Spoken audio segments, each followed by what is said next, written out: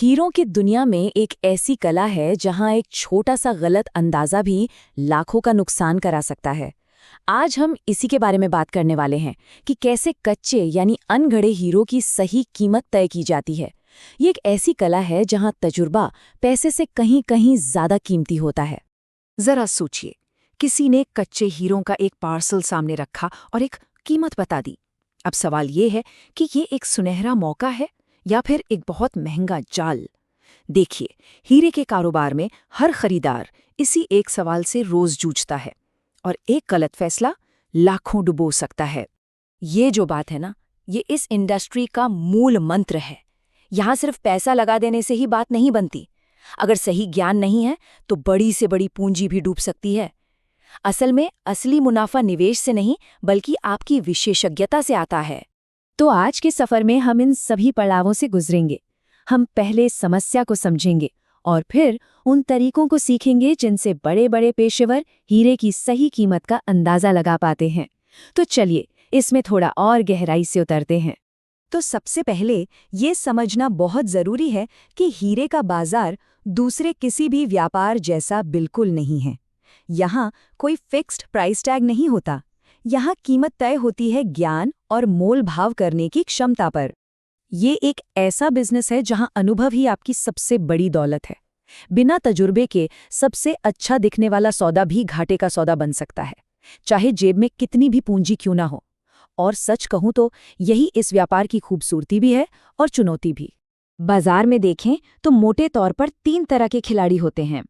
एक होते हैं थोक विक्रेता, फिर आते हैं छोटे व्यापारी और फिर बड़े निर्माता जो शुरू से आखिर तक का सारा काम देखते हैं।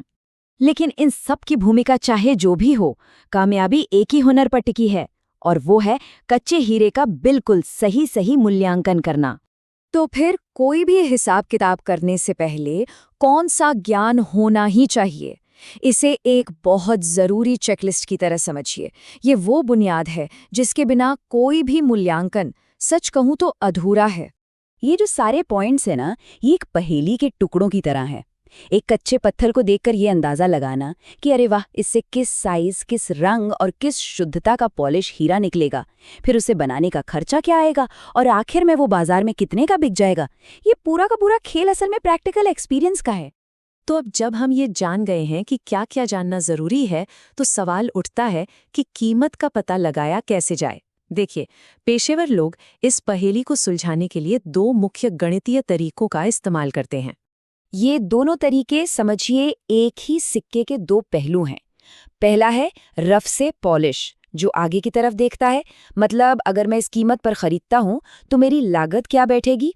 और दूसरा पॉलिश से रफ, जो पीछे की तरफ काम करता है, यानी अगर मुझे तैयार माल इतने में बेचना है तो मुझे आज कच्चा माल किस कीमत पर उठाना चाहिए। तो चलिए पहले तरीके को एक असली उदाहरण से समझते हैं। ये तरीका ये तय करने में मदद करेगा कि जो कीमत सामने वाला बता रहा है वो सही है भी या नहीं। मान लीजिए एक सेलर आता है और 3120 रुपये प्रति कैरेट के हिसाब से रफ का एक पार्सल ऑफर करता है। अब असली काम शुरू होता है, ये पता लगाना कि ये सौदा फायदे का है या नहीं। अब आता है तजुर्बे का असली खेल। हमें कुछ अंदाजे लगाने होंगे। मान लेते हैं इस ढेर में 70% पत्थर ही तराशने लायक हैं, जिसे इंडस्ट्री में मेकेबल कहते हैं।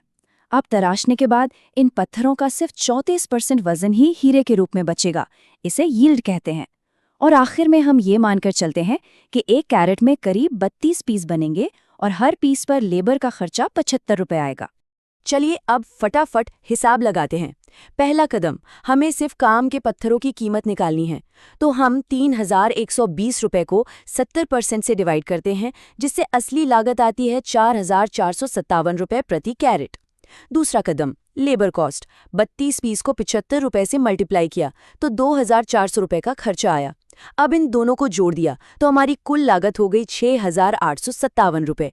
पर रुकिए, ये लागत उस रफ की है जो पॉलिश होने के बाद हल्का हो जाएगा, और यहीं पर 34% की यील्ड काम आती है। और फाइनल कैलकुलेशन के बाद ये रहा हमारा नतीजा, 20,167 रुपये प्रति कैरेट। ये है उस पॉलिश्ड हीरे की असली लागत जो इस रफ से निकलेगा। अब इस कीमत की तुलना बाजार के भाव से की जा सकती है और पता चल जाएगा कि ये सौदा कितना फायदेमंद है। चलिए अब पासा पलटते हैं और दूसरे तरीके पर चलते हैं। इस तरीके में हम उल्टी दिशा में काम करते हैं। मतलब बाजार की कीमत से शुरू करके ये पता लगाते हैं कि भाई ये रफ कितने में खरीदना चाहिए। अब सिचुएशन थोड़ी अलग है। हमें अपने अनुभव से ये मालूम है कि इस रफ से जो पॉलिश्ड हीरे तैयार होंगे वो बाजार में आराम से 20,200 रुपये प्रति कैरेट में बिक जाएंगे। तो सवाल अब ये है कि इस कीमत पर बेचने के लिए हमें ये रफ किस दाम पर खरीदना चाहिए? हमारे अनुमान वही रहेंगे। 34% यील्ड, 2,400 रुपये लेबर लागत और 70% में केबल पत्थर। लेकिन इस बार हम शुरुआत अंत से कर रहे हैं, यानी पॉलिश हीरे के बाजार मूल्य से। यहाँ हम उल्टा चलेंगे। स्टेप 1, हम बाजार मूल्य यानी 20,200 को 34% यील्ड से गुणा करते हैं। इससे हमें मिलते हैं 6,868 रुपये। स्टेप 2, इसमें से हम 2,400 की लेबर लागत माइनस कर देते हैं। तो अब हमारे पास सिर्फ तराशने लायक रफ की कीमत बचती है 4,468 रुपये। और आखिरी स्टेप, हम इस कीमत को 70% से गुणा करते हैं ताकि पूरे पार्सल की सही कीमत पता चल सके, जिसमें वो पत्थर भी शामिल है जो काम के नहीं हैं। तो जवाब आ गया है 3,127 रुपये प्रति कैरेट। अगर मुनाफा कमाना है तो यही आपकी मैक्सिमम बाइंग प्राइस है। इससे 1 रुपया भी ज्यादा देना मतलब सीधा सीधा अपने मुनाफे से समझौता करना। तो हमने दोनों तरीकों को तो समझ लिया है, लेकिन असली सफलता सिर्फ कैलकुलेशन में नहीं है, बल्कि कुछ बुनियादी सिद्धांतों को मानने में है, जो आपको एक स्मार्ट व्यापारी बनाते हैं। ये शायद इस पूरे खेल की सबसे जरूरी सलाह है।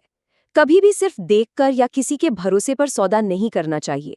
हमेशा पार्सल का कम से कम 15 से 20% हिस्सा खुद जांचें। इसी जांच के आधार पर आपके सारे अनुमान टिके होते हैं। लंबी रेस का घोड़ा बनने के लिए इन आदतों को अपनाना ही होगा। अपनी कैलकुलेशंस को याद रखिए, हमेशा नई जानकारी सीखते रहिए और बाजार के नब्ज पर अपनी पकड़ मजबूत बनाए रखिए, क्योंकि हीरे का व्यापार एक लगातार सीखने की प्रक्रिया है। आखिर में ये सब कुछ इस एक सवाल पर आकर टिक जाता है। एक कामयाब हीरा व्यापारी सिर्फ कीमत नहीं देखता, वो पत्थर के अंदर छिपे हुए मूल्य को, उसकी संभावनाओं को देखता है।